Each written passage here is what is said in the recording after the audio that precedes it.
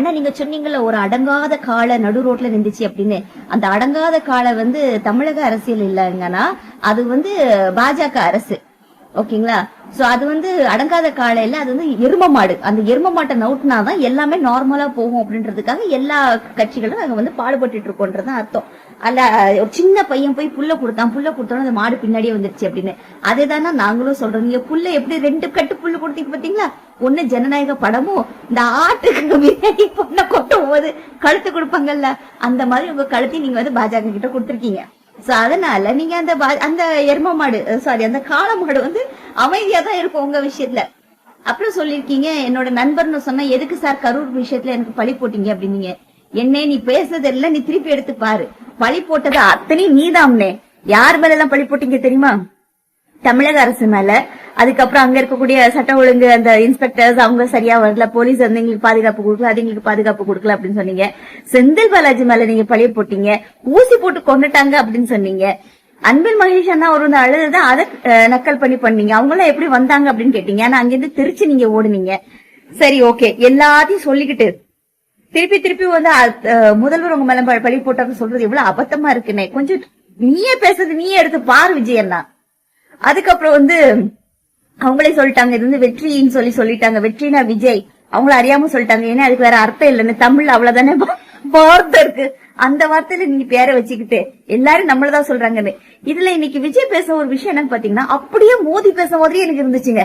என்ன பேசுனா என்ன அசிங்கமா பேசுனா தமிழக மக்களை அசிங்கமா பேச மாதிரின்னு அப்படியே டிட்டோ குருஜி மோதி பேச மாதிரியே இருந்துச்சுனே.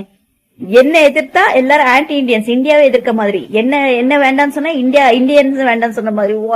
ஒட்ட புல்ஷிட் யார். எல்லாரும் இந்த பழி வாங்குறாங்க. அவர் எல்லா எலெக்ஷன்ல சொல்றாரு எல்லாரும் மோதிய பழி வாங்குறாங்கன்னு. மாறுறது தப்பு இல்லன்னு. இவ்வளவு மானங்கட்டத்தனம் மட்டும் நீ மாறக்கூடாது. உன்னை பழி வாங்கி என்னன்னே ஆக போறதுக்கு இருக்கு. ஃபர்ஸ்ட் நீ சினிமா நடிச்சிட்டு இருந்த, ஓட்ட படமா இருந்தாலும் கூட பரவாயில்ல, ஏதோ பாக்குற மாதிரி இருக்கும். சிலது காரி துப்புறமா இருந்தாலும் கூட அதுக்காக மக்கள் போவாங்கன்னு ஒப்புமே. ஒன்ன பேச தமிழக மக்களை பேசுற மாதிரி. அப்ப மூணு ஆட்கள் எங்களெல்லாம் பேசுறாங்களா? அப்ப தமிழக மக்கள் இல்லாம நாங்க என்ன ஆப்பிரிக்கால இருந்தா வந்தோம். நாங்க ஆப்பிரிக்கா கண்டத்துல எங்களுக்கு ஓட்டு இருக்கு. சரி, தமிழக அரசு எதுவுமே செய்யலன்னு சொல்ற விஜய் அண்ணா, இப்பவும் நான் கேக்குறேன், நீ என்ன முதல்வர் கிட்ட கேட்ட? முதல்வர் என்ன செய்யல? நீ எதுக்காக கட்சி ஆரம்பிச்சுன்றதுக்கு ஒரு விஷயத்த நீங்க சொல்லிட்டீங்கன்னா நாங்க அது ஆமோதிக்கிற மாதிரியான ஒரு விஷயங்கள் இருந்தா ஓகேதான். சரி, நீங்க கட்சி ஆரம்பிக்க கூடாதுன்னு சொல்லல. ஆனா திமுகக்கும் தாவேக்காக்கும் தான் போட்டின்றீங்க. இதேதான் அதிமுகவும் சொல்லுது, இதேதான் பாஜகவும் சொல்லுது. அப்புறம் இன்னொரு விஷயம் நீங்க கேட்டிருக்கீங்க, இவரு என்ன என்டிஏக்கும் இவருக்கும் போட்டின்னு சொல்றாரு, டெல்லிக்கு இவரு டெல்லியில நிக்க போறான்னு. ஆமாண்ணா, ஏன்னா இங்க திமுகவை எல்லாரும் சேர்ந்து நிக்கும் போது, எல்லாரும் என்டிஏ கூட்டணியில நிக்கும் போது என்டிஏக்கும் நமக்கு தான் போட்டி அப்படின்னு சொல்லியிருக்கிறாரு. ஏன்னா இப்ப திமுகவை எதிர்க்கிறது நீ மட்டும் இல்ல விஜய் அண்ணா, பாஜக, அதிமுக, காங்கிரஸ் எல்லாருமே திமுக எதிர்த்துட்டு தான் இருக்காங்க. மேபி கூட்டணியில இருந்தாலும் கூட எல்லாருக்குமே ஒரு கடுப்போடு தான் உட்காந்துட்டு இருக்காங்க. அதனால திமுக எவ்வளவு எதிர்ப்பு இருந்தாலுமே அது திமுக பாத்துக்க போகுது. அப்புறம் இந்த எலெக்ஷன் பத்தின புரிதல் இருக்கு பத்தியான உனக்கு ஜீரோன்னு. அதனால தானே உனக்கு திருப்பி நாங்க தற்கொலைன்னு சொல்றோம். அப்புறம் சில விஷயங்களும் லாஸ்ட்ல ஃபைனல் நீங்க சொல்லிருக்கீங்க, நான் இது பண்ணுவேன், பெண்களுக்கு பாதுகாப்பு நான் கொடுப்பேன், அது செய்வேன், இது செய்வேன். கல்விக்கு பத்தி பேசிருக்கீங்க. உங்க கூட்டத்துல ஒரு பிள்ளை பேசிருக்கு இன்னைக்கு, நான் எக்ஸாம் பிராக்டிக்கல் இருக்கு, எனக்கு அதெல்லாம் பிரச்சனை இல்லை, இன்னைக்கு தளபதியை பார்க்காம விட்டா என்னால பார்க்க முடியாது, அதனால எனக்கு எக்ஸாம் ஆச்சு, ஹேர் ஆச்சு அப்படின்னு சொல்லிட்டு வந்திருக்கு. முதல்ல உங்க கூட்டத்துல இருக்கக்கூடிய பிள்ளைகள் எல்லாம் திருத்தினேன். அப்புறம் வீட்டுல ஒவ்வொருத்தருக்கும் விஜய், ஒவ்வொரு கேண்டிடேட் விஜய்க்கு எல்லா வாக்காளரும் ஓட் பண்ணணும்னு சொல்லி பாத்துக்கோங்கன்றீங்க. ஏற்கனவே உங்க கட்சியில உள்ள பிள்ளை சொல்லிட்டு எங்க வீட்டுல 9 பேர் இருக்காங்க, ஓட்டு பண்ணலன்னு 9 பேருக்கு விஷத்தை வச்சு கொண்டுருவேன். இந்த மாதிரி எல்லாம் ஆட்களை வச்சுக்கிட்டு நீ வேற மீட்டிங் போட்டுட்டு இருக்கனே. ஆனா கடைசியில நீ என்ன சொல்ல வந்தேன்றது புரியல. ஆனா ஒண்ணு மட்டும் புரிஞ்சிச்சு, உன் தலை இங்கே செமையா மாட்டிட்டு இருக்கு. நீ எல்லாத்துக்கும் குரல் கொடுக்கறது விடு. முதல்ல கரூர்ல 41 பேர் செத்தாங்களா, அவங்களுக்கு போய் நீ குரல் கொடுத்தியா? கொடுக்காம ஓடி போன.